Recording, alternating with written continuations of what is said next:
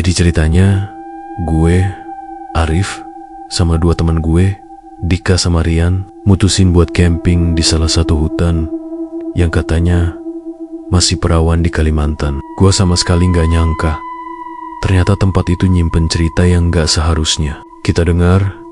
Hari itu cuaca cerah, langit biru, dan angin sejuk yang bikin kita tambah semangat buat jalan. Kita berangkat pagi banget, bawa tenda, sleeping bag, matras, sama perbekalan seadanya. Gue sendiri bawa kamera, karena gue emang suka dokumentasiin perjalanan. Rian, kayak biasa, bawa speaker kecil buat dengerin musik. Sementara Dika sibuk cek GPS sama rute di HP-nya. Kita naik ojek dari kampung terakhir sebelum masuk hutan. Jalanan tanahnya lumayan rusak, jadi motor goyang-goyang parah, bikin pantat pegel banget. Tapi kita ketawa-ketawa aja, mikirnya ini bakal jadi pengalaman seru.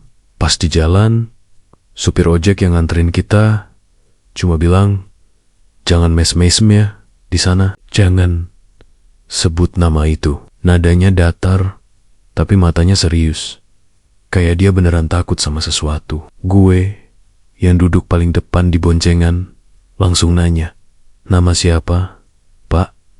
Dia cuma diam, mukanya berubah, matanya agak melotot, tapi kelihatan kayak ada takut yang gak bisa dijelasin. Gue nengok ke belakang, ngeliat Rian dan Dika juga kebingungan. Dika nyengir, "Pak, siapa namanya? Biar kita hati-hati." Tapi supir ojek tetap gak jawab. Dia malah nambahin, "Pokoknya jangan iseng, jangan coba manggil apapun yang kalian gak ngerti. Namanya siapa?" Kita malah penasaran. Nama kok tabu banget sampai gak boleh diucapin. Gue sempat mikir, ini cuma cara mereka nakut-nakutin pendatang biar gak risih di hutan. Tapi entah kenapa, nada suaranya bikin gue merinding sedikit. Setelah hampir 1 jam naik motor, akhirnya kita nyampe di pinggir hutan. Di sana ada semacam pos kecil, kayak gubuk dari kayu dan atap seng, tempat para ojek nunggu atau istirahat. Supir ojek itu nggak bilang apa-apa lagi. Dia cuma liatin kita masang carrier dan barang-barang, terus langsung muter balik dan pergi. Gue masih ngeliat dia nengok ke arah kita sebelum motor. Dia belok hilang di balik jalan tanah merah. Gue ngeluarin kamera, motoin hutan yang kelihatan lebat banget. Pohon-pohonnya tinggi, rimbun, dan cahaya matahari cuma nyelip dikit di sela-sela.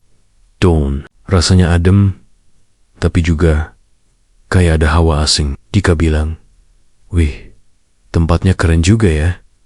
Beneran masih perawan." Rian setuju. Dia malah nyalain speaker dan muter lagu santai. Suara musik kedengeran aneh banget di tengah suasana hutan yang sepi. Kita mulai jalan kaki masuk lebih dalam. Jalannya masih kebuka, walau tanahnya becek di beberapa titik. Gue sambil ngerekam video, ngomong ke kamera, "Halo guys, kita sekarang lagi di hutan Kalimantan. Katanya sih ada cerita mistis di sini. Tapi ya, kita lihat aja nanti." Rian ketawa, "Lu jangan nakut-nakutin, Rif.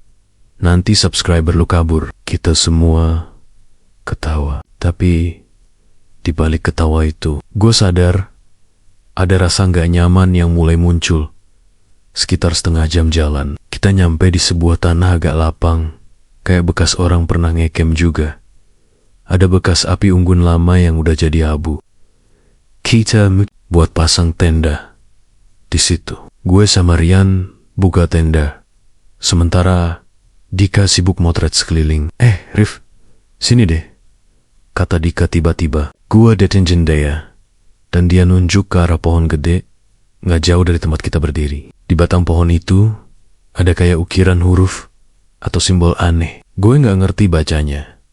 Bentuknya melingkar-lingkar, mirip tulisan kuno. Serem juga. Kata gue, kayaknya ada orang lokal yang bikin. Tambah gue lagi mencoba gak terlalu mikirin. Kita lanjut beresin barang, pasang tenda, dan nyiapin kayu buat api unggun nanti malam. Udara makin sore, makin dingin. Matahari mulai turun. Sinarnya merah keemasan tembus di sela-sela pohon. Suara jangkrik juga mulai muncul. Gue duduk di atas matras, ngeliat ke arah hutan yang makin gelap. Entah kenapa, ada perasaan kayak kita lagi diperhatiin. Bulu kuduk gue berdiri, tapi gue cuma bilang dalam hati, paling cuma perasaan doang. Malamnya, kita bikin api unggun. Rian bawa mie instan sama sosis. Jadi kita bakar sosis sambil ngobrol-ngobrol. Awalnya pembicaraan santai, ngomongin kerjaan, mantan, sampai rencana liburan. Tapi lama-lama obrolan kita balik lagi ke ucapan supir ojek tadi. Menurut lo, siapa sih yang gak boleh disebut itu? Tanya Rian. Gue ngelirik Dika, dia juga kelihatan penasaran. Mungkin nama setan kali, jawab gue. Dika ketawa, ya iyalah, masa nama presiden? Gue bilang, tapi aneh juga kan, dia segitunya sampai gak mau ngomong. Kayak takut banget. Rian nambahin, kadang tuh justru yang gak boleh disebut itu yang paling bahaya. Kita semua hening sebentar. Api unggun bunyi kresak-kresak, asapnya naik ke udara. Angin malam rasanya makin dingin. Gue ngelirik sekeliling, hutan gelap total, kecuali area yang kena cahaya api unggun. Karena penasaran, kita buka HP dan kari-kari info di internet. Sinyal di sini lemah banget. Kadang cuma muncul satu bar, tapi akhirnya kebuka juga satu thread lama di forum horor. Judulnya, "Jangan pernah sebut nama ini di hutan Kalimantan." Gua bacain pelan-pelan. "Threaded 2, orang cerita tentang sosok yang katanya penunggu hutan. Namanya Bulindang. Katanya, siapapun yang nyebut nama itu di dalam hutan bakal didatengin. Awalnya cuma muncul di mimpi, terus muncul sebagai suara, sampai akhirnya ngikutin beneran di kamar remang." Wah, serem juga ya. Tapi Rian malah nyeletuk, namanya juga urban legend, palingan cuma cerita buat nakut-nakutin. Kidding. Tapi di dalam hati gue agak deg-degan juga. Kenapa banyak yang percaya kalau sampai segitu takutnya? Jam udah nunjukin hampir tengah malam. Api unggun mulai meredup. Gue bilang, udahlah, kita tidur. Besok masih mau keliling lagi. Kita matiin speaker, matiin lampu senter, terus masuk ke tenda. Gue tiduran di sebelah kiri di tangga. Rian di kanan. Dari dalam tenda, suara hutan kedengeran jelas. Jangkrik, gesekan daun, dan kadang kayak suara ranting patah. Gue coba merem, tapi susah. Bayangan tulisan aneh di pohon, sama cerita nama terlarang tadi, muter-muter di kepala. Tiba-tiba, gue denger suara kayak langkah kaki pelan di luar tenda. Pelan banget, kayak orang nyari sesuatu. Gue buka mata, ngeliat Dika juga buka mata. "Lu, denger nggak?" bisik gue.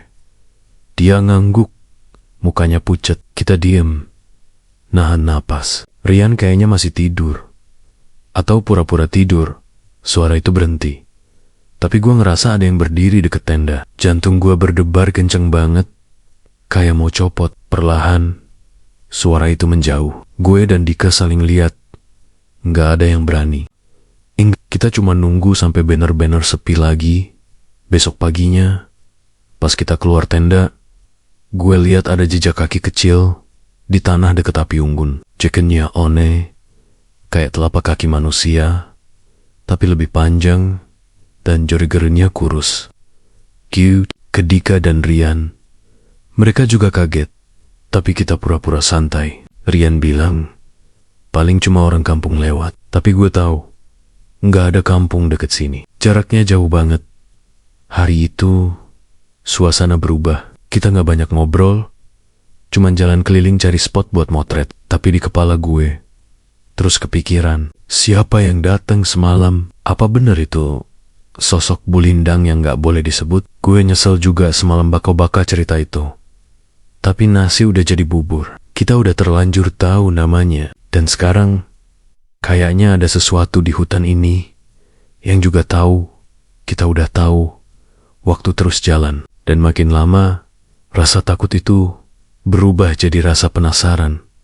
Kenapa sih nama itu begitu keramat? Apa yang bakal terjadi kalau beneran kita panggil? Gua nggak tahu, tapi di balik rasa takut, ada bagian kecil dari gue yang pengen banget tahu. Dan disitulah semua kesalahan kita dimulai.